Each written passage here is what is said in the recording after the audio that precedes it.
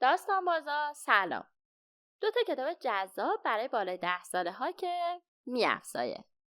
مجموعه مسافران زمان اثر روبرتو سانتیاگو که انتشارات هوپا تا الان 5 جلدش رو منتشر کرده و مجموعه کتاب بازا اثر جنیفر چمبلیس که انتشارات پرتغال تا الان 3 جلدش رو منتشر کرده.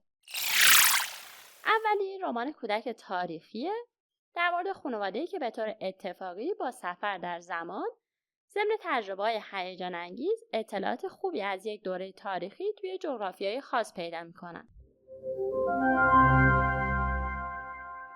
دومی در مورد گروه نوجوان کتابباز ماجراجوه که ضمن خوندن داستان جذابش با کتابای خوب و آثار مهم ادبی هم آشنا میشین.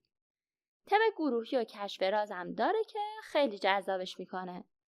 پیشنهاد میکنم حتما کل مجموعه هر دو رو بخونین.